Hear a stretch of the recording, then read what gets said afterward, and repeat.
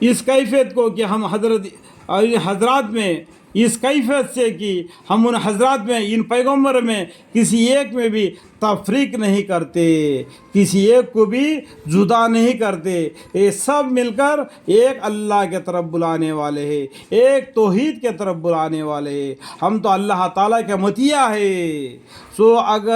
اگر وہاں بھی اسی طرح ایمان لے آوے، جس طرح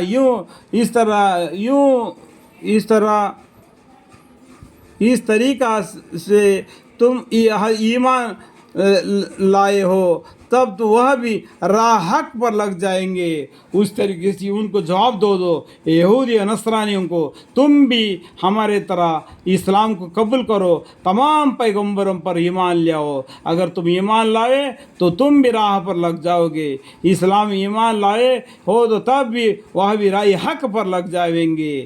اس طریقے سے ان کو منہ توڑ جواب دو۔ اور اگر وہ لوگ روگردانی کرے تو وہاں لوگ تو ہمیشہ سے برسری مخالفت ہے، اللہ تعالیٰ جانتے ہیں۔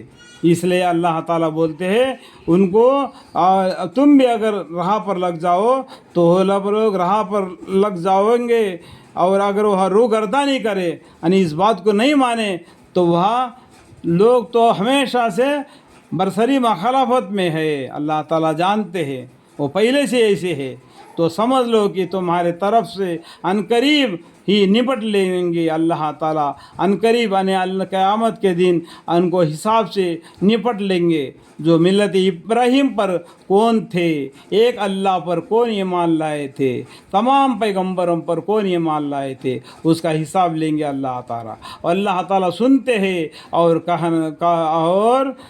جانتے ہیں۔ اللہ تعالیٰ کو سنتے بھی ہے اور جانتے ہیں، وہ سمیع العلیم۔ ہم دین کی اس حالت پر ہے جس میں ہم کو اللہ تعالیٰ نے رنگ دیا ہے، اور دوسرے کون ہیں جس کے رنگ دینے کی حالت اللہ تعالیٰ سے خوب تر ہو، اور اس لیے ہم اس کے غلامی اختیار کیے ہوئے، ہم اللہ کے غلامی اختیار کیے ہوئے ہیں۔ آپ فرما دیجیے کہ کیا تم لوگ ہم سے آپ بھی حجت کیے جاتے ہو؟ تم لوگوں کا معنی کیا ہے؟ یہودی و نصرانی، ہم بھی اتنا حکم آئے پیچھے بھی حجت کیے جاتے ہو اللہ تعالیٰ کے بارے میں، حالانکہ وہ ہمارا اور تمہارا سب کا رب ہے۔ تمہارا ہمارا سب کا رب کون ہے؟ اللہ ہے۔ یہ عیسیٰ نہیں، یا عزیر نہیں، یہ کافر لوگ جو بتوں کو بناتے ہیں وہ نہیں۔ ہم سب کا رب کون ہے؟ ایک اللہ ہے۔ اور ہم کو تمہارے کیا ہوا ملے گا، تم کو رب، اور ہم کو ہمارا کیا ہوا ملے گا، اور تم کو تمہارا کیا ہوا ملے گا۔ دیکھو، ہم کو ہمارا ملے گا، تم کو تمہارا ملے گا، فیصلہ ختم ہو گیا۔ اب ان سے جھگڑا کرنے کی کوئی ضرورت نہیں۔ جس طریقے سے تم عمل کرو گے اس طریقے سے تم کو جزا ملے گا، سزا ملے گا۔ یہ جس طریقے سے ہم عمل کر رہے ہم کو جزا ملے گا، سزا ملے گا، وہ اللہ کی مرضی ہے۔ ایک اللہ پر ایمان لانا بالکل حق بات ہے، غیروں کو عبادت کرنا بالکل شرک ہے، اور ہم نے صرف اللہ تعالیٰ کے لیے اپنے دین کو بالکل شرک وغیرہ سے شرک، یعنی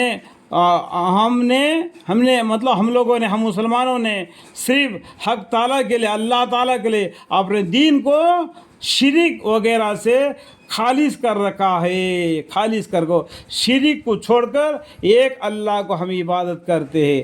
شرک کا معنی کتنا ہے؟ اللہ کو چھوڑ کر دوسرے کو عبادت کرنا ہی شرک نہیں۔ شرک کے مختلف طریقے ہیں، یہ آپ کو ملیں گے منتخب حدیث میں، یہ کیا بخاری شریف میں، اور ایک کتاب ہے اس کا نام یاد نہیں آ رہا ہے، اس میں آپ کو ملیں گے شرک کے کتنے قسم ہیں کہ خالص کر رکھا ہے۔ یعنی شرک سے ہم اپنا دل دماغ کو خالص کر کے ایک اللہ کی طرف متوجہ ہو گئے۔ یا کہیے جاتے ہو کہ ابراہیم علیہ السلام اور اسماعیل علیہ السلام اور اسحاق علیہ السلام اور یعقوب علیہ السلام اور اولاد یعقوب علیہ السلام میں جو انبیاء گزرے ہیں یہ سب حضرت یہود و نصرانی تھے؟ کیا اللہ تعالیٰ سے یہ ان لوگوں سے کہہ دو، اے مسلمانوں ان سے کہہ دو، یہ کہا جاتے ہو کہ ابراہیم علیہ السلام اور اسماعیل علیہ السلام اور اسحاق علیہ السلام اور یعقوب علیہ السلام اور یعقوب علیہ السلام کے جو انبیاء گزرے ہیں یہ سب حضرت یہود نصرانی تھے؟ اے محمد صلی اللہ علیہ وسلم کہہ دیجئے تم زیادہ واقف ہو یہ حق تعالیٰ۔ پیغمبر صلی اللہ علیہ وسلم کو اللہ تعالیٰ بولتے ہیں ان لوگوں کو یہود و نصرانی کو کہہ دو اس بات کو اللہ جانتے ہیں کیا تم جانتے ہو؟ اللہ جاننے والا بہتر ہے، تم تو تمہارا دادا پردادا کو بھی نہیں جانتے ہیں، اتنا بھی تمہارے پاس عقل نہیں، تم پھر بھی اتنا شرک کر کے کہاں الٹے چلے جا رہے ہو؟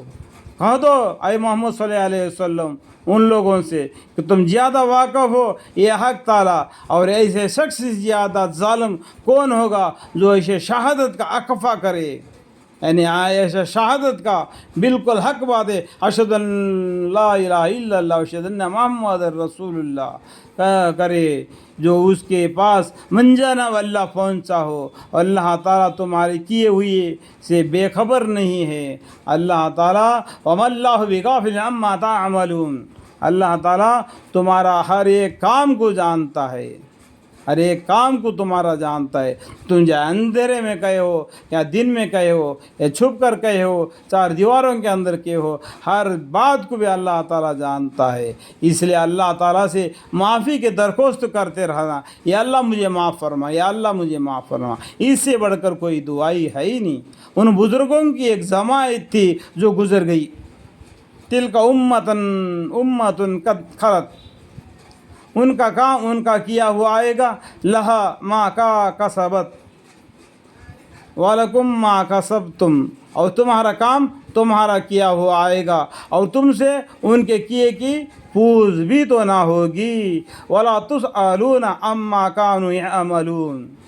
یہ ان بزرگوں کی ایک جماعت تھی جو گزر گئی، ان کا کام ان کا کیا ہوا آئے گا، اور تمہارا کام تمہارا کیا ہوا آئے گا، اور تم سے ان کے کیے کی پوچھ بھی تو نہ ہوگی، تمہارا ہی اعمال تم کو ملے گا، ان کے اعمال ان کو ملے گا۔ جو نیک ہے وہ جس کا پلہ ایمان کا بھاری ہوگا وہ جنتی ہوگا، جس کا ایمان کا پلہ ہلکا ہوگا وہ جہنمی ہوگا۔ کسی ایک کے بارے میں اس کے بارے میں اس کے بارے میں پوچھ تو نہیں ہوگی۔ ہم دنیا میں ایک دوسرے کو تعلیم دیتے رہنا کہ ایک اللہ کی عبادت کرو، یہ وحدہ لا شریک ہے، جس زمین آسمان کو اسی نے پیدا کیا، ساتوں آسمان ساتوں زمین کو جس نے پیدا کیا، ہم مخلوقات کو سب کو اسی نے پیدا کیا، جس نے آسمان سے پانی برسا کر زمین سے ہم کو چارہ نکال کے ہم کو رزق دیتا ہے، اس اللہ کو ہم عبادت کریں گے۔ یہ ہم آپس میں ایک دوسرے کو بولتے ہوئے ایک اللہ پر ایمان لا کر اپنا زندگی دین اسلام کے راہ پر گزارنا یہ بالکل حق ہے۔ تلک امت قد خلت لہا ما کسبت وَلَكُمْ مَا كَسَبْتُمْ وَلَا تَسْأَلُونَ عَمَّا كَانُوا يَعْمَلُونَ۔ اللہ تعالیٰ یہاں تک کہ میرے بیان کے درمیان میں تھوڑی سی بھی غلطی اگر مجھ سے ہو گئی تو مجھے معاف فرمائے اور مجھے علم عطا فرمائے۔ وَقُلْ رَبِّ زِدْنِی عِلْمًا وَقُلْ رَبِّ زِدْنِی عِلْمًا قَالَ رَبِّ اشْرَحْ لِي صَدْرِي وَيَسِّرْ لِي أَمْرِي وَاحْلُلْ عُقْدَةً مِّن لِّسَانِي يَفْقَهُوا قَوْلِي۔ آمین۔